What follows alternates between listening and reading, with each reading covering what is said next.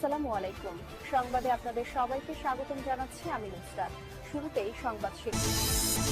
বাংলাদেশের সর্বশেষ গুরুত্বপূর্ণ আপডেট সংবাদে আপনাকে স্বাগত। শুরুতেই সংবাদ শিরোনাম, পরে বিস্তারিত। প্রথমেই জানাবো আমাদের হাতে থাকা সর্বশেষ গুরুত্বপূর্ণ সবথেকে তাজা আপডেট সংবাদ। জামাত সহ 11 দলের বিক্ষোভ সমাবেশ আজ। সারা দেশে জাতীয় নির্বাচন পরবর্তী সহিংসতা, নির্যাতন, নিপীড়ন, হত্যা, ধর্ষণের প্রতিবাদে আজ রাজধানীতে বিক্ষোভ মিছিল সমাবেশ করবে বাংলাদেশ জামাত ইসলামী সহ 11 দলীয় নির্বাচনী ঐক্যভুক্ত দলগুলো। বিকাল 4:30টায় জাতীয় মসজিদ বাইতুল মোকাররমের উত্তর গেটে এই বিক্ষোভ মিছিল সমাবেশ অনুষ্ঠিত হবে। এরপর জানাবো বিকেলে আওয়ামী লীগ অফিসে জয় বাংলা স্লোগান প্রতিবাদে রাতে ভাঙচুর, অগ্নিসংযোগ। খুলনায় কার্যক্রম নিষিদ্ধ আওয়ামী লীগের মহানগর ও জেলা কার্যালয়ে হঠাৎ নেতাকর্মীদের উপস্থিতিতে জাতীয় পতাকা উত্তোলন ও প্রকৃতিতে পুষ্পমাল্য অর্পণের ঘটনা ঘটেছে। এই ঘটনার প্রেক্ষিতে একই দিন সন্ধ্যায় সেখানে জড়ো হয়ে বৈষম্য বিরোধী ছাত্র আন্দোলন নেতাকর্মীরা কার্যালয়ে ভাঙচুর ও অগ্নিসংযোগ করেছে।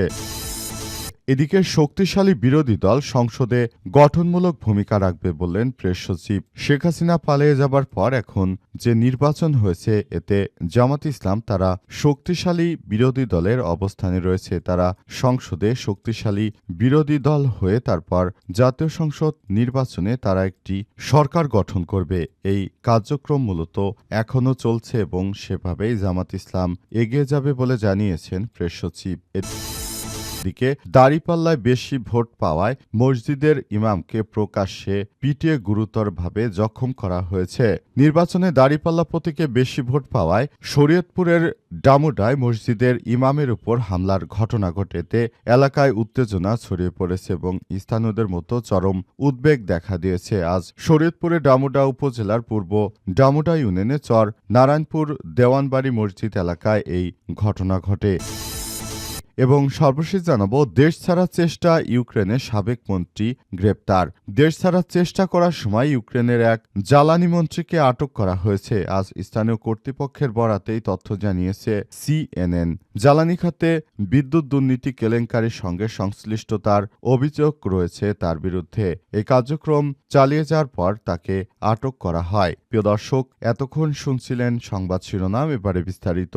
তবে তার আগে বন্ধুরা অনুরোধ থাকবে এই সংবাদটিতে একটি লাইক দিন। এই চ্যানেলে আপনি নতুন হয়ে থাকলে আমাদের সংবাদটি দেখতে দেখতে চ্যানেলটি সাবস্ক্রাইব করে রাখুন। কমেন্ট করে বন্ধুরা আপনার মূল্যবান মতামত জানিয়ে দিন আপনি বিশ্বের কোন দেশ থেকে বা বাংলাদেশের কোন স্থান থেকে আমাদের সংবাদটি দেখছেন এবং শুনছেন। আর বন্ধুরা সংবাদটি আপনার সোশ্যাল মিডিয়া ফেসবুকে শেয়ার করে বন্ধুদেরও দেখার সুযোগ করে দিন। গাজা যুদ্ধে আপনি যদি নিরীহ ফিলিস্তিনিদের ভালোবেসে থাকেন কমেন্টে ইয়েস লিখে পুরো বিশ্বকে জানিয়ে দিন। এবারে বিস্তারিত। জামাতসহ 11 দলের বিক্ষোভ সমাবেশ আজ। সারা দেশে জাতীয় নির্বাচন পরবর্তী সহিংসতা, নির্যাতন, নিপীড়ন, হত্যা, গণধর্ষণের প্রতিবাদে আজ বিকেলে রাজধানীতে বিক্ষোভ মিছিল সমাবেশ করবে বাংলাদেশ জামাত ইসলামী সহ 11 দলীয় নির্বাচনী ঐক্যভুক্ত দলগুলো। আজ বিকালে 4:30টার দিকে জাতীয় মসজিদ বাইতুল মোকাররমের উত্তর গেটে এই বিক্ষোভ মিছিল সমাবেশ অনুষ্ঠিত হবে। রোববার গণমাধ্যমে পাঠানো এক বিজ্ঞপ্তিতে বলা হয়েছে যে বিক্ষোভ সমাবেশে জামাতে ইসলামের আমির ডাক্তার শফিকুর রহমান সহ 11 দলীয় নির্বাচনী ঐক্যের শীর্ষ নেতারা উপস্থিত থাকবেন এবং বক্তব্য দিবেন। গত 12 ফেব্রুয়ারি ত্রয়োদশ জাতীয় সংসদ নির্বাচন ও গণভোট হয়েছে। 299 আসনে ভোট হলেও ফলাফল দেয়া হয়েছে 297টির। এর মধ্যে 77টি আসনে বিজয়ী হয়েছে জামাতের জোট। শরিকদের মধ্যে জামাত ইসলাম পেয়েছে তাদের ইতিহাসে সর্বোচ্চ 68টি আসন। জুলাই আন্দোলনে ছাত্র নেতাদের হাত ধরে গড়ে ওঠা জাতীয় নাগরিক পার্টি এনসিপি আসন পেয়েছে 6টি। বাংলাদেশ খেলাফতে মজলিস 2টি, খেলাফতে মজলিস পেয়েছে 1টি। ভোটের পর হামলা, সহিংসতা, পাশাপাশি কারচুপির অভিযোগও তুলেছে 11 দলীয় জোট। 30টি আসন নিয়ে আইনি লড়াই নামার ঘোষণা এসেছে জোটের তরফ থেকে। তবে জামাত ইসলামের সঙ্গে অন্যান্য যে জোটগুলো যোগ করেছিল তারা কিন্তু মূলত আসলে কোনো আসনই পায়নি। যেমন কর্নেল অলি কিংবা বটগাছ সহ আরও যে প্রতীক এবং মুজিবুর রহমান মঞ্জুর যে দল ছিল তারা কেউই আসলে আসন পায়নি।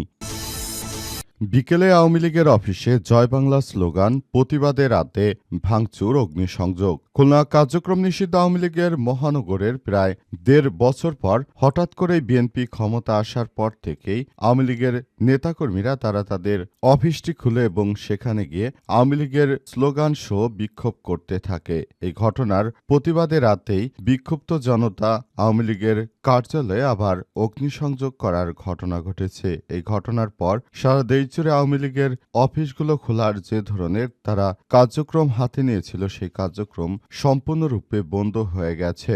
অনেকেই যার যার জায়গা থেকে দাবি করছেন যে তারা যে কার্যক্রম শুরু করেছিল, বিএনপি তাদের কাছ থেকে ভোট নিয়েছে ঠিকই, কিন্তু আওয়ামী লীগকে পুনর্বাসন করার জন্য বিএনপির যে পরিকল্পনা ছিল সেখান থেকে তারা সরে এসেছে। সেটি বিএনপির নির্বাচিত সরকারের পক্ষ থেকে সব বিষয় জানানো হয়েছে।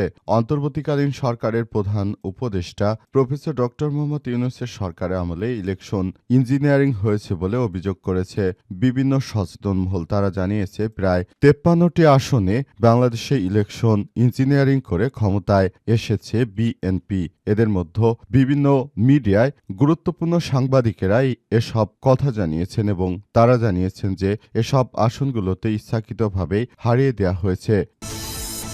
শক্তিশালী বিরোধী দল সংসদে গঠনমূলক ভূমিকা রাখবে বললেন প্রেস সচিব। ত্রয়োদশ জাতীয় সংসদ নির্বাচন ইতিহাসে স্মরণীয় হয়ে থাকবে বলে জানিয়েছেন প্রধান উপদেষ্টার প্রেস সচিব শফিকুল আলম। আজ অন্তর্বর্তীকালীন সরকারের শেষ উপদেষ্টা পরিষদের বৈঠক শেষে রাজধানী ফরেন সার্ভিস একাডেমিতে ব্রিফে এমন মন্তব্য করেছেন তিনি। বৈঠকের আলোচনার বিষয়ে প্রেস সচিব বলেছেন, উপদেষ্টা পরিষদে নির্বাচনের বিষয় একটি সফল, ঐতিহাসিক ও ফেস্টিভ ইলেকশন করার জন্য ধন্যবাদ প্রস্তাব গ্রহণ করা হয়েছে। উপদেষ্টারা তাদের মতো করে সংশ্লিষ্টদের ধন্যবাদ দিয়েছে। তিনি আরও জানান, প্রধান উপদেষ্টা বলেছেন এই নির্বাচন ইতিহাসে স্মরণীয় হয়ে থাকবে। বাংলাদেশ সংসদে শক্তিশালী বিরোধী দল থাকবে, তারা গঠনমূলক সমালোচনা করে সংসদে ভূমিকা রাখবে। প্রেস সচিব আরও বলেন, এই নির্বাচনের মাধ্যমে পুলিশ তার আত্মমর্যাদা ফিরে পাবে, সংসদ শক্তিশালী হবে এবং বিরোধী দল থাকবে, তারা গঠনমূলক আলোচনা সমালোচনা করবে এবং সংসদ মূলত একটি কার্যতভাবে সচল রাখার চেষ্টা করবে। তারা যেভাবে তাদের কার্যক্রম চালিয়ে যাচ্ছে সেই কার্যক্রমগুলো সম্পূর্ণরূপে তারা এগিয়ে নেবে এবং নতুন করে তারা আবারও আগামীর একটি সুন্দর ও সমৃদ্ধির বাংলাদেশ গড়ে তুলতে তারা বদ্ধপরিকর। এমন একটি কার্যক্রম আসলে সামনে আসছে এবং অন্তর্বর্তীকালীন সরকারের প্রধান উপদেষ্টার প্রেস সচিবই তিনি নিজেই এসব বিষয় স্পষ্ট করেছেন।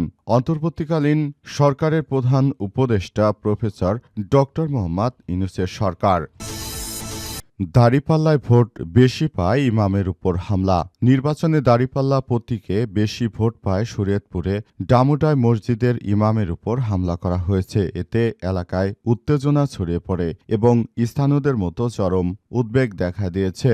ঘটনাটি শুক্রবার ১৩ ফেব্রুয়ারি দুপুরে শরীয়তপুরের ডামুডা উপজেলার পূর্ব ডামুডা ইউনিয়ন চর নারায়ণপুর দেওয়ানবাড়ি মসজিদ এলাকায় এই ঘটনা ঘটে। আহত হাফেজ মাওলানা মনির হোসেন চর নারায়ণপুর দেওয়ানবাড়ি মসজিদের ইমাম, খতিব এবং শিক্ষক। স্থানীয় সূত্র থেকে জানা গেছে, আজ ত্রয়োদশ জাতীয় সংসদ নির্বাচন অনুষ্ঠিত হয়েছে। উপজেলার পূর্ব ডামুডা চর নারায়ণপুর ভোট কেন্দ্রে বিএনপির চেয়ে শতাধিক ভোট বেশি পেয়ে দাঁড়িপাল্লা বিজয়ী হয়। এ নিয়ে শুক্রবার ওই মসজিদের ইমামকে স্থানীয় যুবদল নেতা আকিব হাওলাদার সহ কয়েকজন দাঁড়িপাল্লার প্রতীকে কেন বেশি ভোট পেয়েছে বিষয়ে জানতে চায়। মসজিদের ইমাম মনির হোসেন জানান, তিনি ভোট দেওয়ার কেউ নন। পরে ইমাম মনির হোসেনকে রুম থেকে টেনে বাহিরে এনে মারধর করে ফেলে রাখা হয়। নামাজের পর তাকে এই মসজিদে পেলে তাকে হত্যা করে লাশ গুম করে ফেলা হবে। মসজিদের ইমাম মনির হোসেন জানান, তিনি ভোট দেওয়ার কেউ নয়। দুপুরে নামাজের সময় মুসল্লিরা ইমামকে না পেয়ে খোঁজাখুঁজি শুরু করলে ঘটনাটি প্রকাশ্যে আসে। পরে রুম থেকে আহত অবস্থায় তাকে উদ্ধার করে প্রাথমিক চিকিৎসা দেওয়া হয়েছে। এই ঘটনায় স্থানীয় মুসল্লি শামীম দেওয়ান চেয়ারম্যানকে জানালে তাকেও জামাতের কর্মী ট্যাগ দিয়ে মারধর করে অভিযুক্ত আকিব হাওলাদার। এতে শামীম দেওয়ানের মুখমণ্ডল মারাত্মক জখম হয়েছে। স্থানীয় মুসল্লি ইলিয়াস হোসেন বলেছেন, আমরা সবাই একই এলাকার মানুষ। নির্বাচনের ফলাফল নিয়ে মতভেদ থাকতেই পারে, এটা তো ইমামের দোষ নয়। তিনি তো কাউকে বলেননি আপনি দাঁড়িপাল্লায় ভোট দেন, কিন্তু এভাবে একজন ইমামের উপর হামলা করা কোনোভাবেই মেনে নেওয়া যায় না। এতে এলাকার পরিবেশ অশান্ত হয়ে উঠেছে। আমি সঠিক তদন্ত করে সুষ্ঠু বিচারের দাবি করছি। আহত ইমাম মনির হোসেন বলেছেন, শুক্রবার জুমার নামাজের প্রস্তুতি নিচ্ছিলাম। এ সময় আকিব হাওলাদার সহ কয়েকজন এসে আমাকে জিজ্ঞাসাবাদ করলে ওই কেন্দ্রে দাঁড়িপাল্লা ধানের শীষের চেয়ে বেশি ভোট কিভাবে পেল, এসব কথা বলার পর মূলত এই সমস্যাগুলো সৃষ্টি হয়েছে।